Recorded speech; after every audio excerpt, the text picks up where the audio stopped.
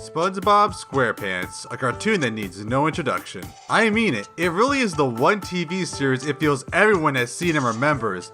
Like, I could bring up any scene from the first 3 seasons and maybe even through 5 and you'll immediately understand what I'm talking about. I mean, classic SpongeBob is hard not to remember. It's incredibly funny, charming, and exactly what you want watching as a kid. Of course, there's plenty of hilarious episodes to remember for good reasons, not to mention the numerous memes they've spawned. But I think there is one classic episode that really doesn't get the love it deserves, and that's Pickles. It might actually take you a while to remember which one it is, but maybe this will help. You forgot the pickles! And yeah, it might start coming back. That episode where Bubble Bass was introduced and SpongeBob forgot the pickles and it led to his psyche's downward spiral. Doesn't seem like much.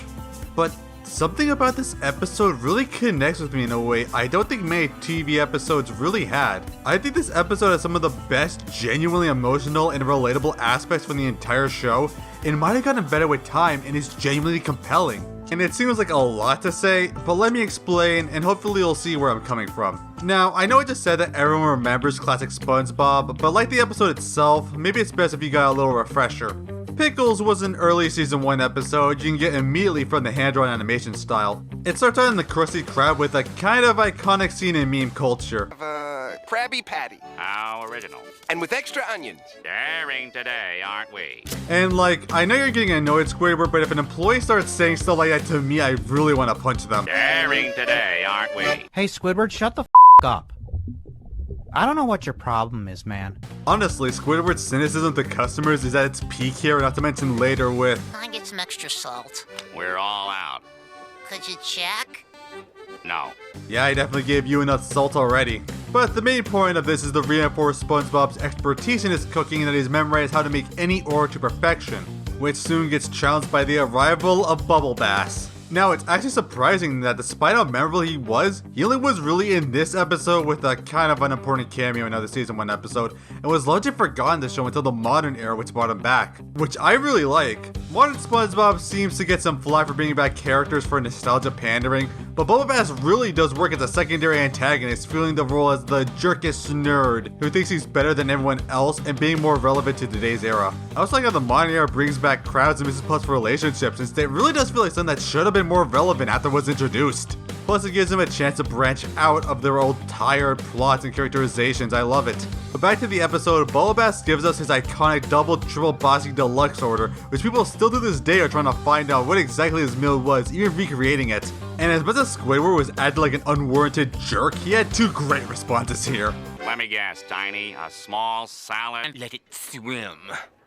We serve food here, sir. But SpongeBob finishes the honestly pretty normal looking burger. I mean, with how infamously big his order was, you'd think it would look more than just a Big Mac. But he instantly shows his disdain for him, which is hilarious since SpongeBob never hates anyone. Even Plankton he pities and tries to help on numerous occasions. But Bubble Bass is the one exception for some reason. It's kind of amazing. It's cool that Bubble Bass wants to put SpongeBob down for his reputation and wants to test if his food is up to snuff. And though SpongeBob is confident, Bubble Bass, well, bursts his bubble. You forgot the pickles! And this completely breaks SpongeBob since he knows he should have done it right like he always does. And then Bubble Bass just freaking yeets Squidward away. Like, why would he do that? He's barely in his way. I guess he's mad at his previous comments. Bubble Bass also demands his money back because of Krabs' guarantee, which seems super out of character for him. Like, why would he add that? And Krabs is pissed from his $2 loss. Man, remember when hamburgers used to only be that much? The economy sucks. Demands SpongeBob get back to work while he's still reeling from his failure. He tries to calm down and make a proper Krabby Patty, but constantly second guesses himself, forgetting how to make a proper patty, anxious about forgetting the pickles as it starts to break down. And then accurately describes my entire college experience. Mr. Krabs, I am so confused. Mr. Krabs surprisingly pities him and lets him take the rest of the day off, which is pretty out of character honestly, saying Squidward can handle the grill. Which, why can't he cover it? This is what's bothered me in these plots, but Mr. Krabs has to know how to cook. I mean, the Krabby Patty formula is his. There's no way he can't make it. I know he's the manager and owner, but desperate times, man. But we also see that this isn't just affecting SpongeBob's cooking, but also his overall awareness, becoming very anxious, forgetful, and paranoid, not even remembering where he lives. And it gets even worse as at home he's obsessing over his mistake and trying to remember the right way to make a patty, and it's when the episode really starts to get relatable and compelling. Like, I'm sure we've all been in this position where we made some kind of big mistake and we spend hours after it obsessing over what went wrong and how we can make it better. SpongeBob also tries to sleep it off, but finds he can't even remember the right way to sleep. And yeah, it's cartoonishly over-exaggerated, but there's still a bit of relatability. I'm sure we've had those nights where we can't sleep and think about the things we did wrong and struggle to get it out of our mind, since it's hard not to think about it, and I think this episode does really bring that across in an unconventional way. He didn't sleep the whole night and can't even remember how to turn off his alarm.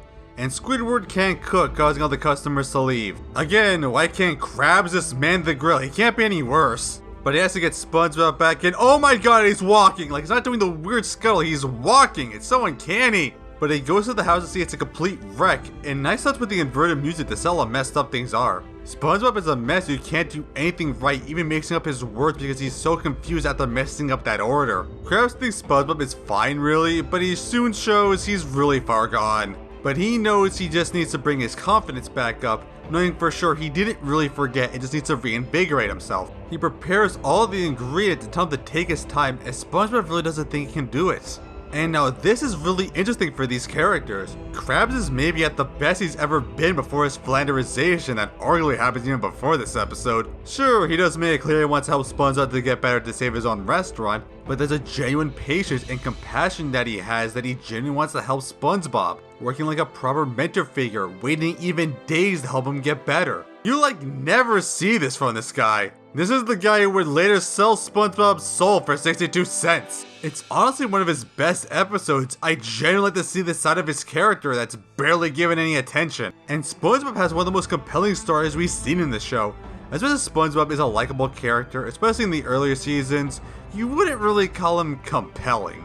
His issues aren't really treated seriously, and you can't really get behind him too much. The show is lighthearted, it's not trying to get you emotionally invested as much as have a good time. And SpongeBob is usually so happy-go-lucky he's not facing any major issues, or at least not something episode long. But here, the entire episode is how he was harassed by a bully and can't get over messing up what he felt was his most cherished skill, the thing he prided himself upon. And it's caused a complete downward spiral of his psyche, losing all of his confidence and making him second guess everything he's doing to the point where he can't function normally. It's an exaggeration, sure, but it's something I'm sure many people can relate to, and it makes SpongeBob very sympathetic and compelling. There's a certain level of realness underneath the cartooniness I appreciate. And even after that, SpongeBob breaks down again. I finally realized that I can't do it, Mr. Krabs. I'm a failure. Like, I don't know, there's something so real about that. I can't be the only one who feels this way, right? Also, SpongeBob says, Don't you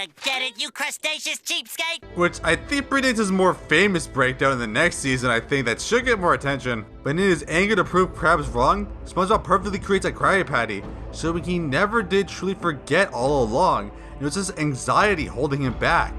And Mr. Krabs agrees it's time they go back. And luckily, as Squidward's barely keeping it together as the customers return, not SpongeBob behind the grill. Also, this one incidental the fandom really liked for some reason. But Bass returns immediately, pissed that SpongeBob came back after he ran him out.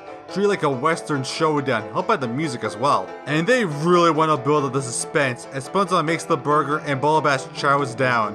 And after a few seconds... Still no pickles! But as he's gloating and laughing like a donkey, SpongeBob sees he hid the pickles under his tongue the whole time, and also the pickles from last time, meaning SpongeBob never failed in the first place. Also, And there's my car keys.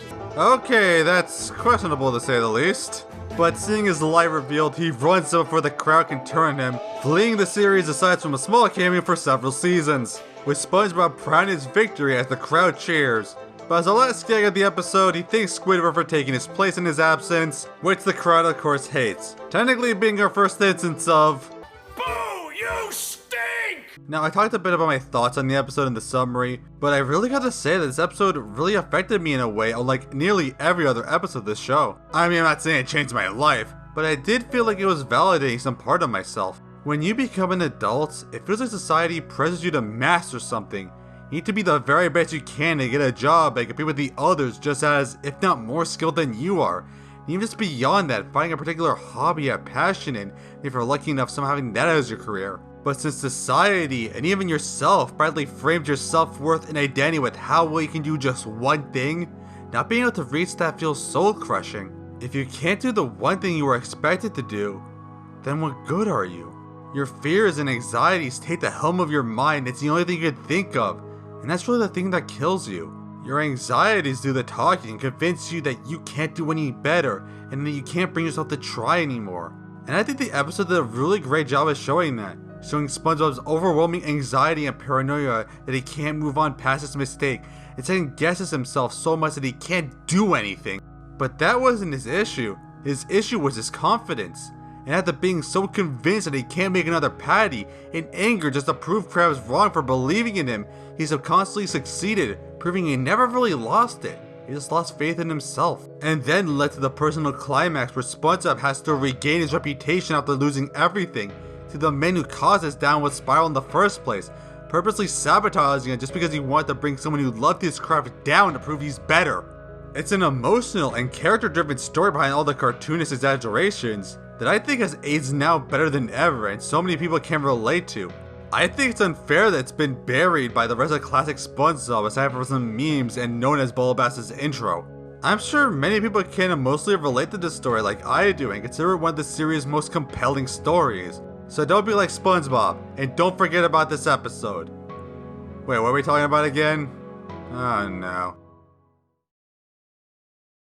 Let me guess, Tiny. A small salad? I'll have 2 number 9s, a number 9 large, a number 6 with extra dip, a number 7, 2 number 45s, 1 with cheese, and a large soda. We serve food